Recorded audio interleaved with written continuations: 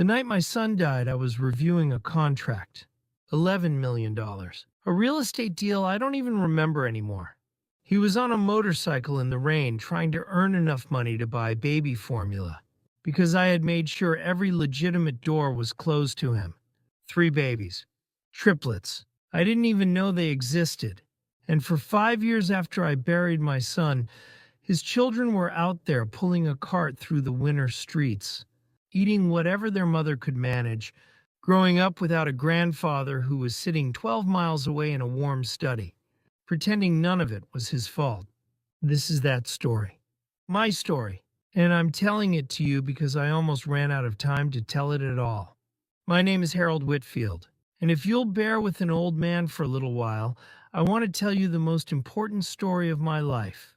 Not the story I'm proud of. Lord knows I've got plenty of those, and I've told them 1,000 times at dinner parties and board meetings and charitable galas. No, this is the story I'm ashamed of. The one that kept me up at night for 5 years straight. The one that nearly broke me, and the one that, in the end, maybe saved what was left of my soul. It started on a Tuesday evening in December, just before Christmas. I remember it was cold, the kind of cold that settles into your bones and doesn't let go, the kind we get out here in New England when winter really means business. I was riding in the back of my car the way I always did after a long day. Harold Whitfield doesn't drive himself anywhere. Or at least he didn't back then. My driver, a quiet man named George, was taking me home through the back streets of Hartford to avoid the holiday traffic. The city looked beautiful that night, I'll admit. Snow was falling in big soft flakes, the kind that stick to everything: lampposts, park benches, the shoulders of strangers. George turned down a narrow side street I'd never noticed before, one of those old neighborhoods that the city forgot to gentrify. Cracked sidewalks, faded row houses, the kind of block where people hang their Christmas lights in October and leave them up until March. That's when I saw them. A woman thin as a rail, bundled in a coat that had seen better days, was pulling a battered flatbed cart piled high with cardboard boxes and newspapers. The cart's wheels kept slipping in the fresh snow, and she'd stop every few steps to steady her load. Walking beside her, 3 small children in matching red earmuffs trudged along, heads down against the wind. They couldn't have been more than 5 years old.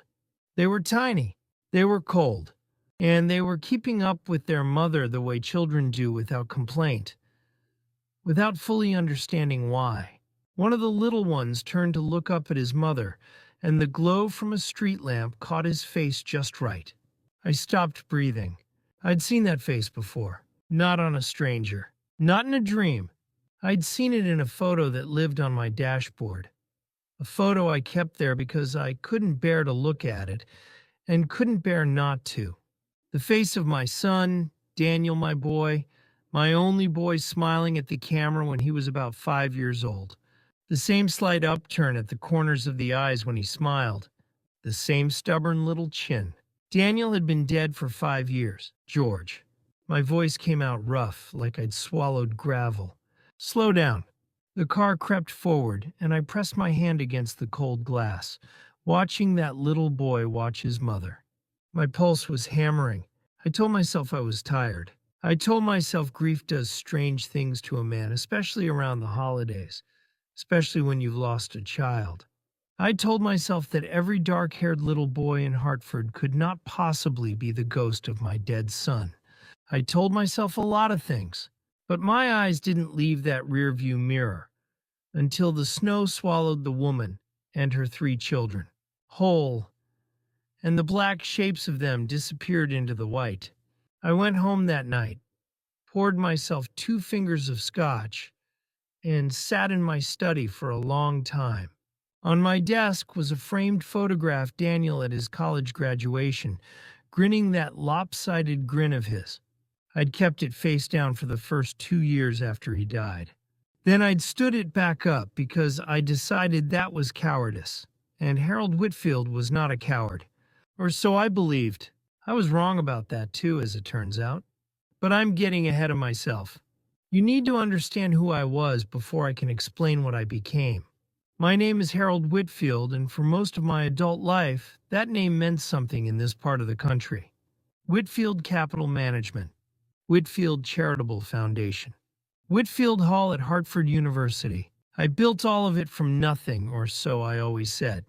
The truth is, I built it from my father's name, and my grandfather's stubbornness, and a particular talent for making other people feel like they needed what I had to offer. I worked hard. I was smart. And I was absolutely, catastrophically certain that I was always right. My wife, Eleanor, is a better person than I am. She has always known this, and she has spent our entire marriage quietly compensating for my deficiencies while I took credit for the results. Our son Daniel was the best of both of us. He had my drive in her heart. He was going to do something that mattered, I always thought. He was going to carry on the Whitfield name. I had plans for Daniel that Daniel did not know about. That was my first mistake. Probably not my last, but it was the one that set all the others in motion. The snow kept falling outside my study window that Tuesday night, and I sat there with my scotch and my guilt and that face I'd seen in the lamplight, and I told myself it's nothing. A trick of the light. A tired man's imagination. I almost convinced myself. Almost. To understand what happened 5 years before that December night, I have to tell you about Sarah.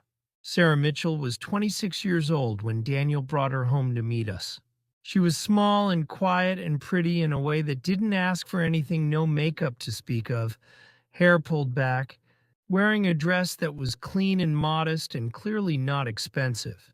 She carried a little gift bag when she walked into our home, a bottle of wine and some cookies. She'd baked herself, and she held it behind her back the moment she stepped through the front door. Like she'd suddenly realized it wasn't enough and was embarrassed. I noticed that. I noticed everything. Our house is large. I built it to be large because I wanted people to feel the weight of what I'd accomplished the moment they walked through the door. For a woman like Sarah, who grew up in the foster system, I would later learn, bounced between 3 families before aging out at 18. I imagine it felt less like a home and more like a museum she hadn't been invited to visit. Eleanor came down the front stairs to greet her, warm as always. "Sarah, honey, come in out of the cold. Daniel's told us so much about you." He hadn't told us much. He'd told us her name, that she was a nursing aide at a rehabilitation center, and that he loved her. That last part was the thing I'd fixated on because I'd heard the word love in my son's voice before, over a car he wanted, over a baseball team, over a summer job that excited him. This time it sounded different, quieter, like he wasn't trying to convince me, like he already knew, and the knowing was enough for him. I came downstairs slowly. I want you to picture that clearly, because I remember it clearly, me, coming down those stairs, the way a judge enters a courtroom already having decided the verdict. I didn't speak to Sarah when she tried to introduce herself. I let her stand there in my foyer, my expensive foyer, with its marble floors and its cathedral ceiling, and I looked at her the way I look at balance sheets, assessing, calculating, finding deficiencies. Then I walked past her to my chair in the living room and waited for the meeting to begin. That's what I called it in my head. A meeting. My assistant at the time, a man named Robert Tucker, had done what I asked and pulled together a file on Sarah Mitchell. No criminal record. No college degree. She'd gotten her GED and gone straight to work. Annual income just under $22,000. No family of note. No assets. No social connections that would benefit my son's career. I read her that file at the dinner table. I want you to sit with that for a moment.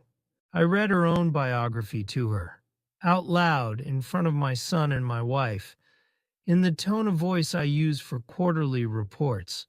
And I asked her what exactly she thought she brought to the table. Sarah didn't cry.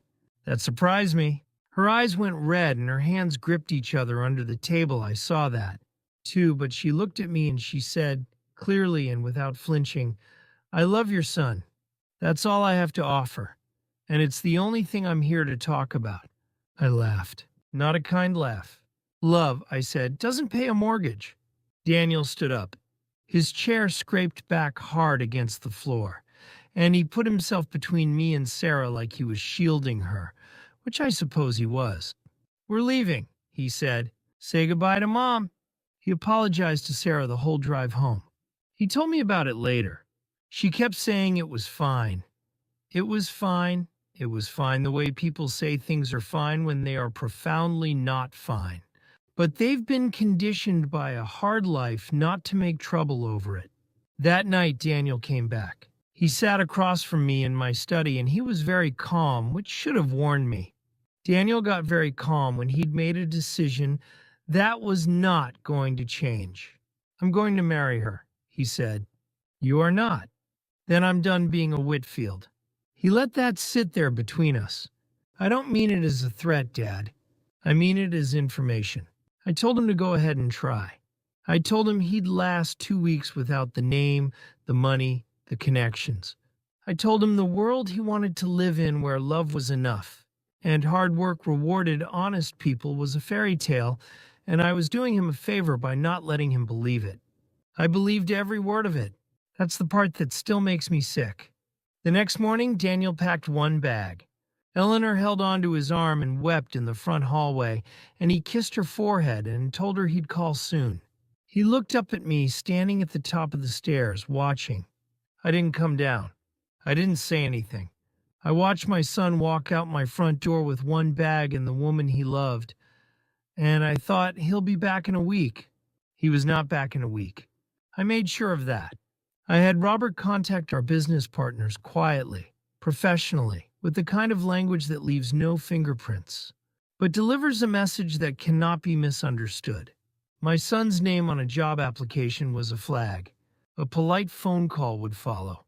The message was simple: hire Harold Whitfield's son, and Whitfield Capital renegotiates every contract. It worked. It always works when you have enough money and no conscience to stop you. I told myself I was teaching him a lesson. I told myself that when the lesson landed hard enough, he'd come home, and we'd have the kind of conversation we should have had at the beginning, and he'd understand that I did it for him. I told myself a lot of things. Meanwhile, Daniel and Sarah were living in a studio apartment in the East End, the size of a generous living room. He couldn't get a job in his field, so he did what he could: construction sites, landscaping crews. And at night, when the regular work was done, he drove for a delivery app, the kind where you ride a motorcycle through any weather for a few dollars a trip. Sarah kept working her nursing aid job. She was good at it.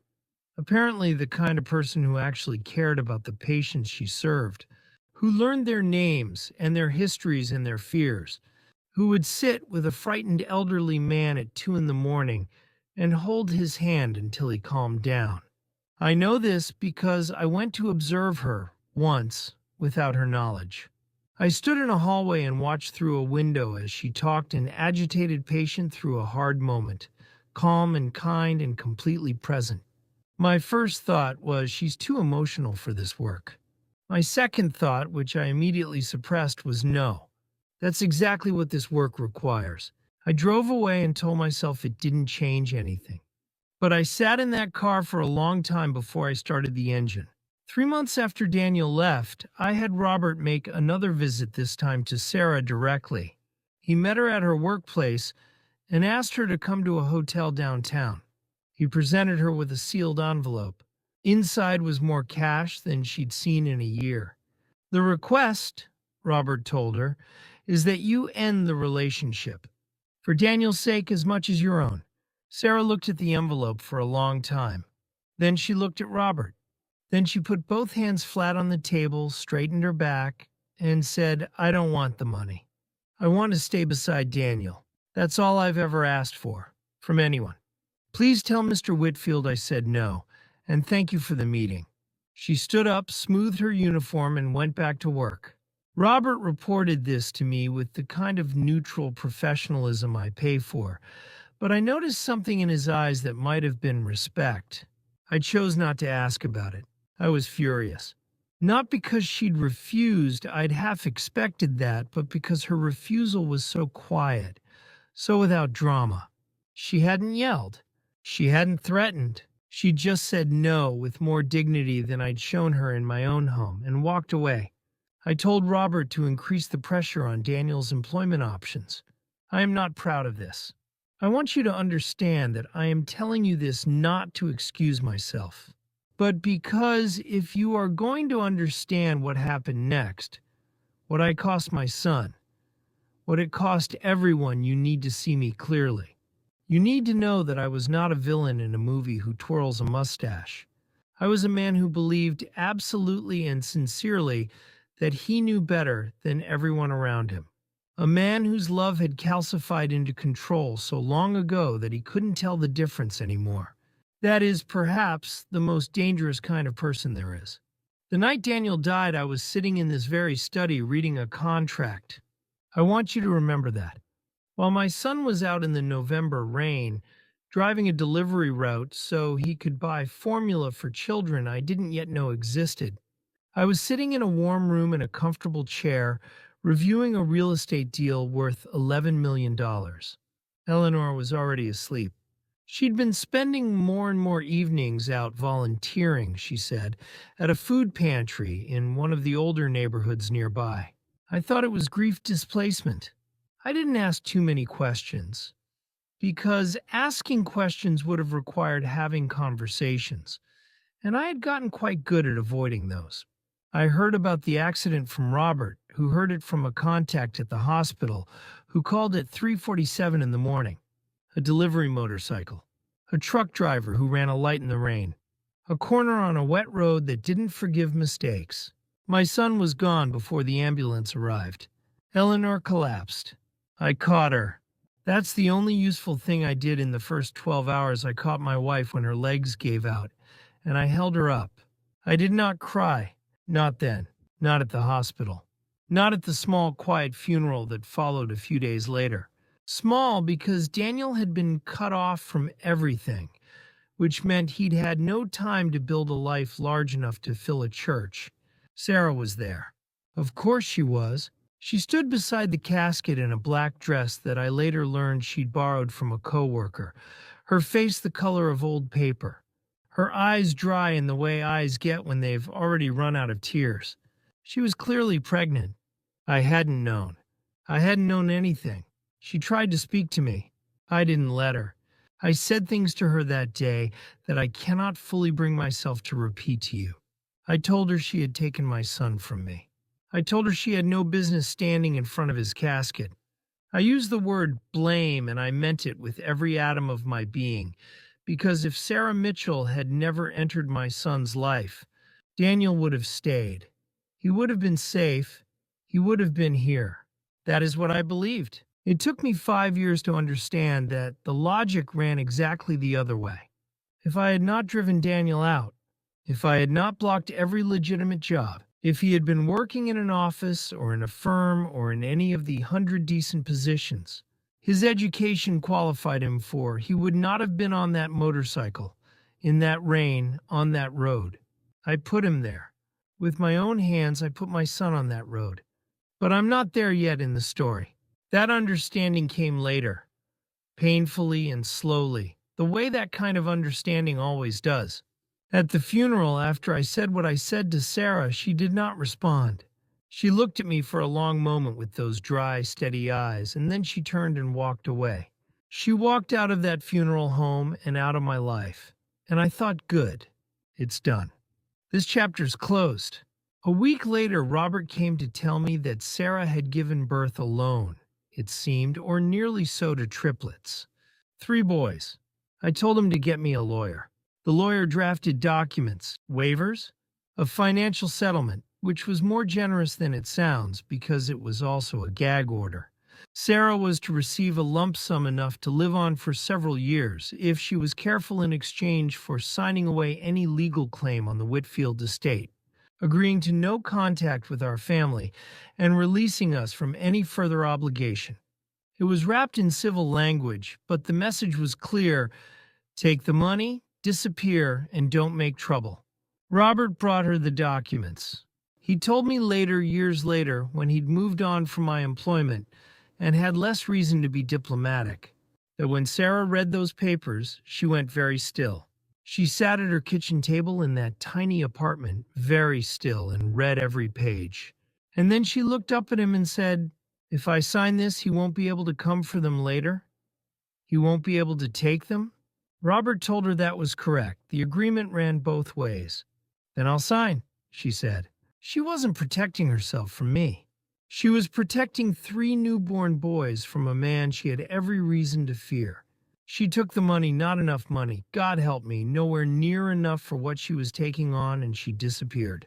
And I let her. I told myself it was the right outcome. I told myself those children were better off without the complications of the Whitfield name attached to them. I told myself Sarah Mitchell had shown poor judgment in loving my son, and now she would live with the consequences. I went back to work. I reviewed contracts. I attended galas. I donated to charities and had my name put on buildings, and I did not, for 5 years, allow myself to look directly at what I had done. Eleanor knew better, I think. But Eleanor had her own grief to carry. And I had made it clear in the way powerful men make things clear, without ever saying them outright, that this topic was closed. She planted a garden. She volunteered. She baked bread and donated it to shelters. She processed her grief in quiet, productive ways while I buried mine under work and denial. 5 years passed. And then, on a December Tuesday, a little boy in red earmuffs looked up at his mother in the lamplight of a snowy side street, and I saw my dead son's face. I went back to that street the next day, and the day after. I parked George's car around the corner, and I sat there in the growing cold and I watched. The routine became clear quickly. A battered cart would appear at the far end of the block around 5 in the afternoon, pushed by a thin woman in a threadbare coat. 3 small boys would be with her. Home, from what I gathered, was a neighborhood preschool. They would help her in the way 5-year-olds help more enthusiasm than usefulness. And they would follow her home to a rundown brick apartment building on the corner. 3 boys, about 5 years old. I told myself I was imagining things. I told myself I was a 62-year-old man processing unresolved grief in an unhealthy way. I am a practical man. I don't believe in ghosts or signs or the universe sending messages. I believe in data and evidence and outcomes. So I called Robert. "I need you to look into something," I said, quietly. "I want to tell you about Eleanor now." Because while I was sitting in my parked car, watching those children from a distance, convincing myself I was being rational, that I was simply gathering information, my wife was, as it turned out, doing something considerably braver. Eleanor had been volunteering in that neighborhood for 3 years, delivering meals to homebound seniors, running errands for people who couldn't get out. She knew those streets the way I had never allowed myself to know them, and she moved through them with the ease of someone who had been welcomed there rather than merely tolerated. On a Thursday afternoon in early January, she was returning a set of containers to a building 2 streets over from where Sarah lived, and she turned a corner just as the boys were playing in the alley beside their building. One of the little ones had kicked a marble too hard. It rolled across the sidewalk and bumped against Eleanor's shoe. He came running to get it. Eleanor bent down to pick it up, and when she held it out to him, he lifted his face to look at her. She told me about this later, after everything, sitting at our kitchen table with her hands wrapped around a cup of tea going cold. She said she felt the ground shift. She said it was like looking at a photograph from a family album. A face so familiar it took her a moment to understand why she was seeing it on a stranger. The child took the marble, said thank you in a very serious voice, and ran back to his brothers. Eleanor did not move for a long time. She found her way to her car, and she drove 3 blocks before she had to pull over. She called me. I didn't answer. I was in a meeting, the way I always was, the way I had always been. She sat in that car and she wept in a way she hadn't wept since the funeral, alone in the cold with the heater running. And she understood something in her bones that I was still trying to reason my way around. Those children were Daniel's. She came home that night and found me in the study, which is where she always found me. Her face told me everything before she spoke a word. "You've seen them," she said. It wasn't a question. I admitted I had. What followed was the first genuinely honest conversation Eleanor and I had managed in 5 years of carefully maintained avoidance. She told me about the marble. I told her about the street. We sat there in that room, all the books and the diplomas and the awards and the photographs, and we looked at each other. And we were just two old people who had lost a son and were terrified of what came next. "You contacted Robert," she said. I'd asked him to obtain DNA samples. I won't go into the details of how, because they embarrass me and have them compared against mine. I was waiting on results. "And if they're his?" Eleanor asked. I didn't have an answer. That was the first time in a very long time that I'd sat in that chair without an answer. She looked at me with those clear gray eyes of hers, the eyes that had always seen me more clearly than I wanted to be seen, and she said, "You put him on that motorcycle, Harold. You know that, don't you?" I told her not to be dramatic. She stood up and said, "I'm going to bed. And when those results come back, I'd like you to think very hard about what kind of man you want to spend the rest of your life being. Because I've watched you be the other kind, and I don't think either of us liked it very much." She left me there. I sat for a long time. The results came back 11 days later on a Thursday afternoon, in the middle of what would turn out to be the most important hour of my life. But before the call came, something happened on that street. I was there, as I had been every afternoon that week, parked around the corner while George read a paperback in the front seat. Sarah had parked the cart at the top of a slope while she collected some cardboard boxes someone had left at the curb. She told the boys to wait at the bottom of the hill. They ran ahead the way boys do. Then the cart started moving. The wooden block she'd used to chock the wheel had split under the weight, and the whole loaded cart, 150 pounds of cardboard and aluminum, started down the slope toward three small children, who had just enough time to turn around before they froze. I was out of the car before I knew I was moving. I am 62 years old. I have not run in years. I ran. George was calling after me, and I didn't hear him. I heard Sarah screaming. I heard two of the boys start crying. And I heard the crash as the cart hit the alley wall and flipped, and the boxes cascaded down onto the smallest child, the one who'd fallen behind, the one who hadn't quite gotten clear in time. I got to him before anyone else did. His name, I would learn, was Tommy. The oldest was called James. The middle one was William. And little Tommy was lying in the alley with a gash above his left ear. And his eyes closed, and I gathered him up and I ran for my car like I haven't run for anything in 30 years. "Get in," I told Sarah. I don't think it was a request. I don't think she had any way to know in that moment who I was. I looked like a stranger, an old man in a good coat who'd come from nowhere. She didn't ask questions. She took her son and climbed in, and I put William and James in after her, and George drove to the nearest hospital, in a way I had never in my life asked him to drive before. In the ER waiting room, while Tommy was in surgery, I stood at the window and my phone buzzed. It was Robert. I answered it because I had to know. Even then, even with everything happening, I had to know. He read me the results in a voice carefully drained of emotion. The probability of a grandparent-grandchild relationship between my DNA and the samples taken from James, William, and Thomas Whitfield Mitchell was 99.97%. I stood at that window with the phone in my hand, and for the first time since I stood at the top of my staircase and watched my son walk out the door, I cried. I stood there in the fluorescent light of a hospital corridor, and I wept in a way I have never wept in public in my life. The kind of weeping that has nothing dignified or controlled about it. The kind that comes when something you've held back for 5 years decides it's done being held. I signed the surgical consent form. I put my name, Harold Whitfield, on the line marked Responsible Party because I was the responsible party, in every possible sense of those words. Eleanor arrived within the hour, alerted by a call I barely remember making. She found me in the corridor, blood-stained shirt and all, And she took one look at my face and she knew. She didn't ask about the results.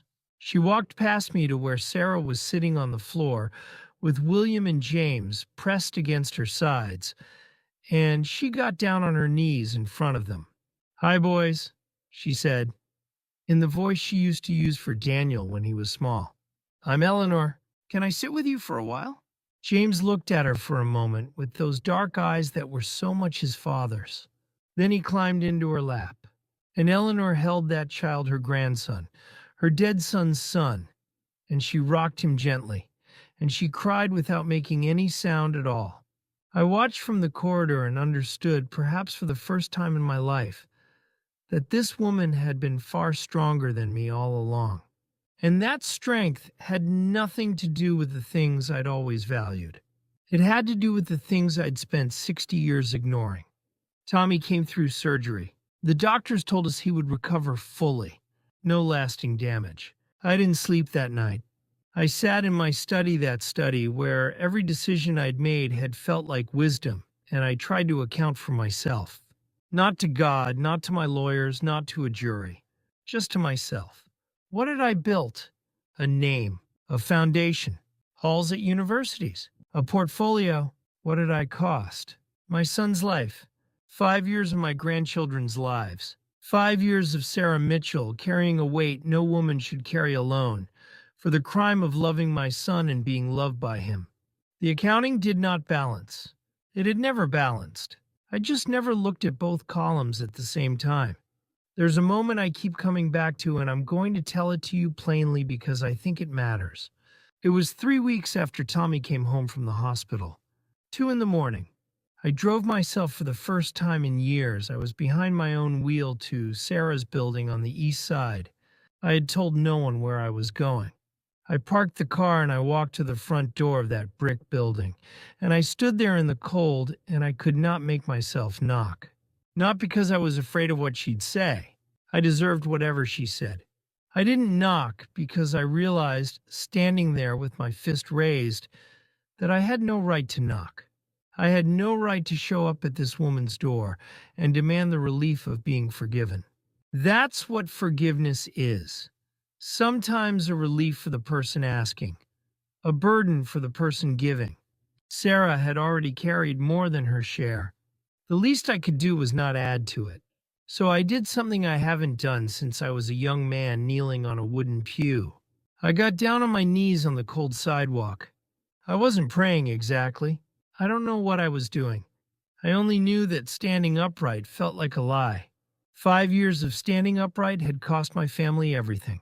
So I knelt on that cold pavement in my expensive coat.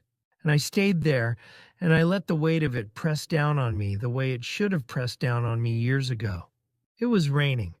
A slow, cold rain that soaked through my coat in about 4 minutes.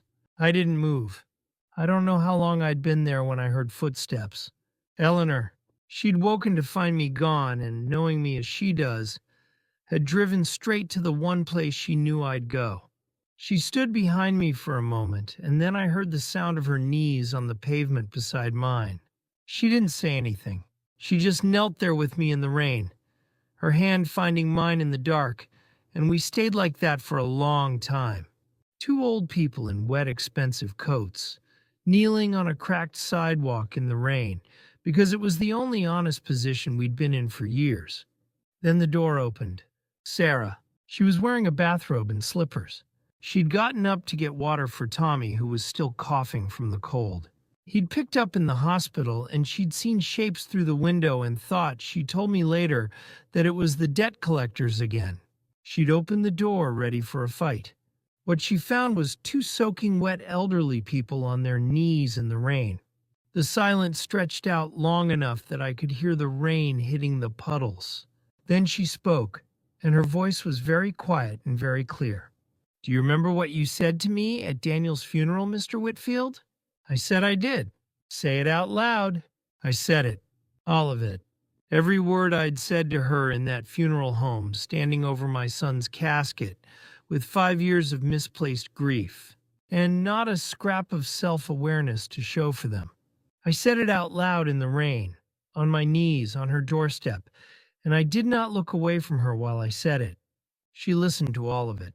Then she said, "My husband died on a delivery route because you shut every other door. You know that." Yes. And for 5 years, I pulled that cart and paid those loans and told myself every day that maybe it was my fault. Maybe if I had just walked away like you wanted, he'd still be here. Her voice broke for just a moment.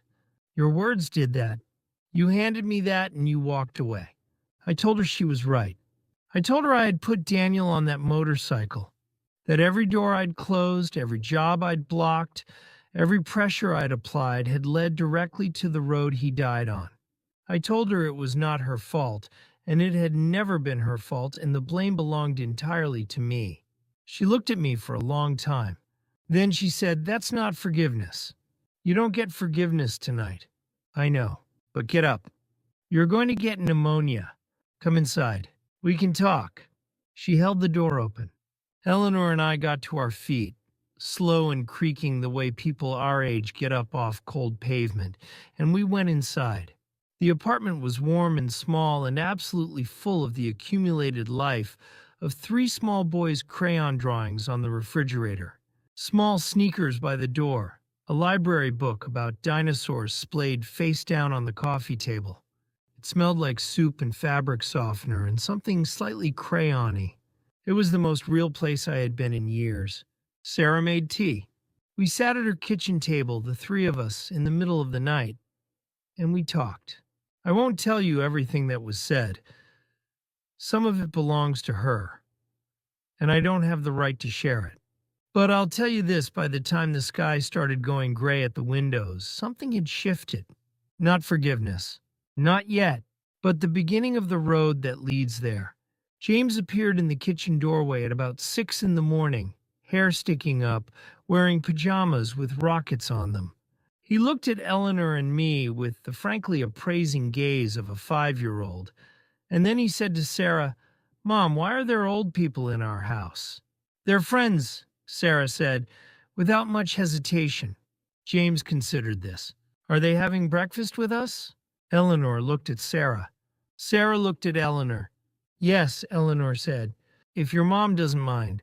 "I can make eggs," James said, already climbing onto a chair. He was clearly accustomed to helping. So we made eggs. All of us. In that small warm kitchen in the early morning light, we made scrambled eggs and toast.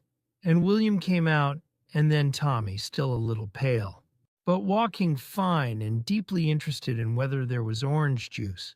And Eleanor sat them on her knee, and I watched my grandsons for the first time as grandsons. Not mysteries, not tests, not complications.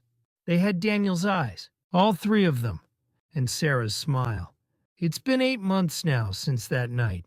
I'm not going to tell you it was easy. I'm not going to tell you Sarah forgave me quickly or cleanly or without conditions. She didn't. She made me earn every step of the road back, and she was right to do so.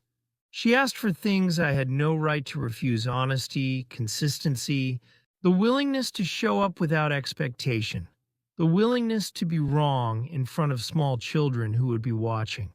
I showed up. I kept showing up. We moved them to a real apartment, not my money pushed through a lawyer, but a conversation at that kitchen table, the 4 of us, about what the boys needed and how to provide it without anyone losing their dignity. Eleanor handled most of those conversations because Eleanor's far better at them than I am. I am learning. James, William, and Tommy go to a good school now. They play Little League in the spring. Tommy has become deeply interested in frogs, which I have encouraged because I am not in a position to discourage anything those boys love. William has his grandfather's temperament. I'm afraid stubborn and certain and not easily redirected. I recognize it now. I'm learning to handle it better in him than I did in Daniel, which is perhaps the most painful and the most important thing I've done in years. Sarah is finishing her nursing degree. Eleanor drives her to class on Tuesday and Thursday mornings. I am doing what I can to be the kind of grandfather Daniel would have wanted his children to have. I am reading books about child development, which I find simultaneously fascinating and humiliating. I am learning that a 5-year-old's emotional needs are not addressed by quarterly reports or stern lectures. I am learning at 62 things I should have known at 32. Some nights I still sit in my study. Not reviewing contracts, I've stepped back from the firm considerably, turned most of the day-to-day over to people better suited for it. I sit there and I look at the photograph of Daniel on my desk, the one I used to keep face down, the one I've kept upright ever since. I think about that night in November when he called his mother. The call he had to cut short to take another delivery. The news he never got to tell her. Mom, I have something to tell you. Something wonderful. He died before he could say it. The wonderful thing had to find its own way to us. Through 5 years of hardship and heartbreak and a chance encounter in the snow. It took longer than it should have. It took a woman pulling a cart through winter streets while I sat in my warm car and told myself none of it was my responsibility. She carried that cart. She carried those boys. She carried my son's last good news all by herself for 5 years, and she delivered it to us anyway, not because we deserved it, but because her children did. The other night, Tommy climbed into my lap while I was trying to read. He's the bold one. Tommy, no hesitation. No self-consciousness, just absolute confidence that he is welcome everywhere he goes. He pressed his cold little feet against my leg and pointed at the book I was reading and said, "What's that word?" I told him. He nodded seriously, as though confirming a suspicion, and settled in. I put the book down. We sat there in that study, that room full of diplomas and trophies and the evidence of everything I once thought mattered. And I held my grandson, and I listened to the clock on the wall, and I thought about Daniel. I thought about the call he never finished. The news that took 5 years to arrive. The joy he was so eager to share that he cut his mother short to get back to work so he could earn enough to take care of 3 children he hadn't yet met, and a woman he loved more than he loved anything I'd ever given him. "Is this a good book?" Tommy asked me. "It's all right," I said. "Tell me a story instead," he said, "a real one." So I did. I told him about a man who was very sure he was always right, and the long road he had to travel before he understood what right actually meant. I changed some of the names. I left out some of the harder parts, but I told him the truth of it as best I could. He was asleep before I finished, and I sat there in the quiet, holding this child who had my son's nose and his mother's stubbornness. And I thought, this is what I almost lost. This is what pride costs. I hope you'll carry that with you. Whatever door you've been refusing to open, whatever conversation you've been postponing, whatever wall you've built between yourself and the people who need you, the cost of leaving it standing is almost always higher than you think. It took me 5 years and a miracle to find this out. You don't have to wait that long.